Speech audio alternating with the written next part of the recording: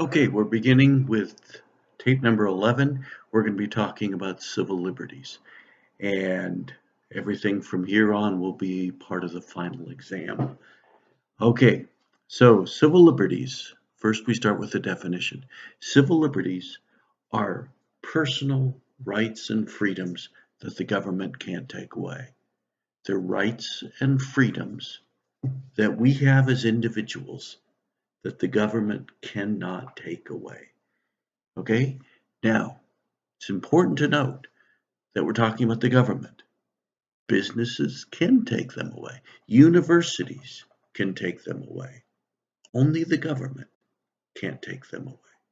So, when you come to McMurray University as a student, what happens is you agree, one of the papers you sign is you will follow the policies of McMurray University.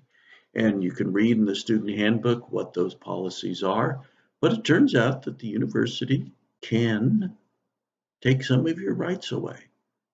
Okay? And you signed up for that. I did too, by having a job here at McMurray. I acknowledge that McMurray can tell me to shut up. Okay? That's taking my rights away.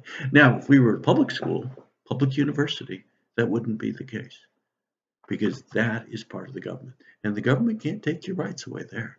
You have more freedom at a big university than you do at a smaller university. And that's just the way it is. Really, for the most part, for most people, it doesn't make any difference, but that is the reality because the government cannot take your rights away. Now, my bet is that some of you have jobs or have had jobs in the past where you've had to have a drug test. That is incredibly invasive. And those companies that are doing that are private businesses and they have the right to do that. And they do that very simply because you don't have to have that job. There's other jobs that have been available. So you voluntarily work at a company, and because you voluntarily work at a company, you voluntarily follow their rules. And if their rules require a drug test, you get a drug test. That's the way it is. Okay, so civil liberties are the rights and privileges we have as individuals. I have to contrast that with civil rights. In civil rights, we're talking about the rights we have as members of a group. So I am a white male, okay? So when I'm talking about civil rights, I'm talking about me as a member of white males, okay? I'm nearing Social Security age. So when I talk about civil rights, I'd be talking about me as I get older, as soon to be a senior citizen, okay?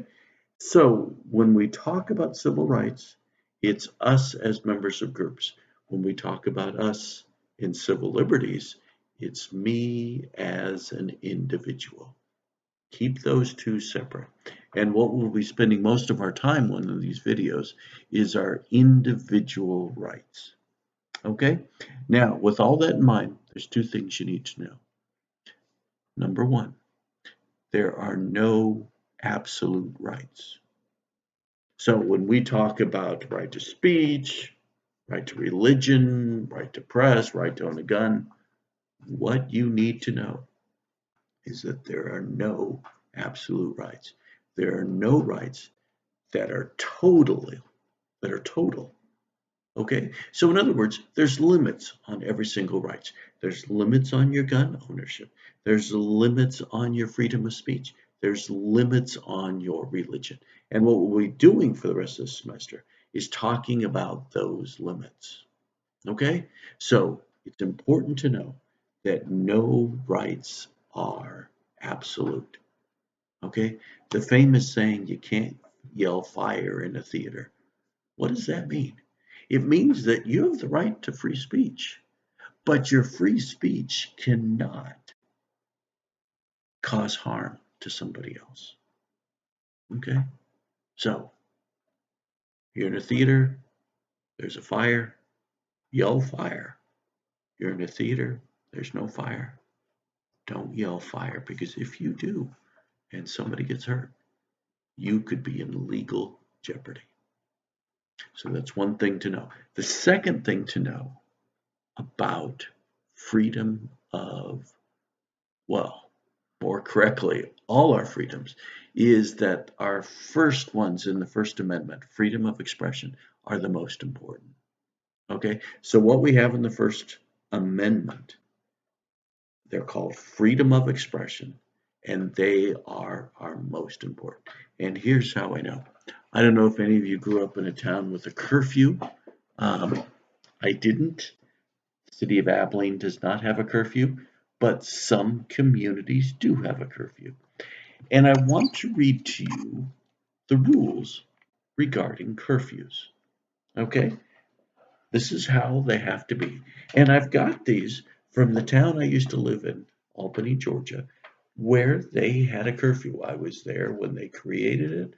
I talked to the politicians who are putting it in place. So here's the curfew for the city of Albany, Georgia, and this is standard across the country.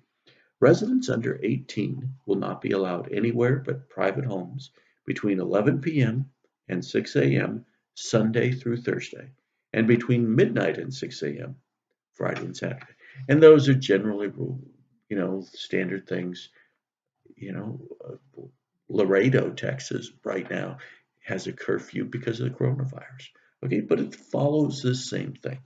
Okay, juveniles may not wander, stroll in or upon streets, alleys, playgrounds, public parks, public places, public buildings, places of amusement, restaurants, or vacant lots.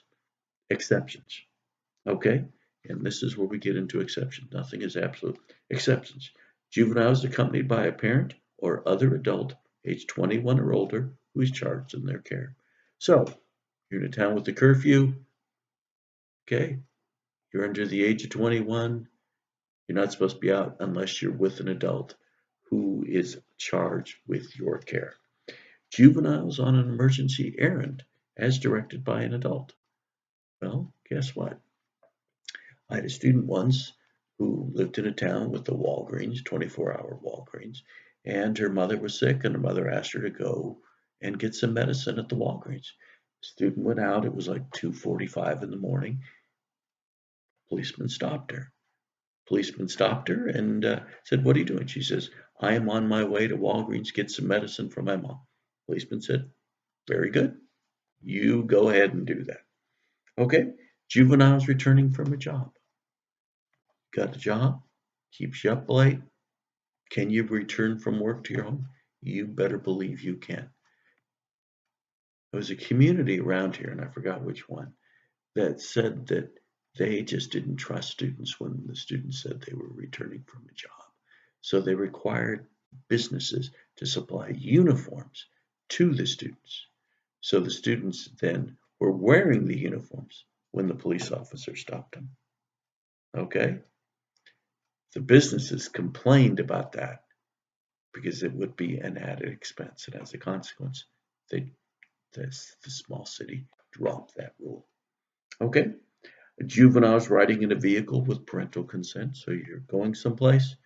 Police have a right, if you're a juvenile, to stop. Then they have a right to contact your parents to find out if what you're doing is okay. Juveniles participating in interstate travel in a vehicle.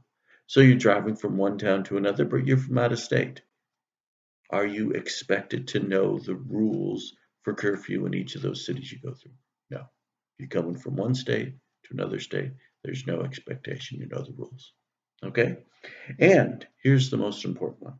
Juveniles attending or traveling to or from an activity involving the First Amendment rights to freedom of speech, freedom of assembly, or freedom of religion. Okay? So in other words, policemen stop you. What are you doing out? I'm on my way to worship. I'm on my way to organize with other people to protest against this curfew. They have to let you do it. The First Amendment is so basic to who we are as people that it is more important even than a curfew. Okay? The only exception to this appears to be public health emergencies like the coronavirus, where basically the government is limiting our freedom to get together with other people. Saying you can get together, but you can't have more than 10 people there, or 6 people there, or 3 people there, depending on what community you're talking. Okay, so important things to know. Civil liberties. Number 1, all rights are not absolute. So there's limits on every single freedom that we have. And number 2, freedom of expression, the First Amendment, is our most basic freedom.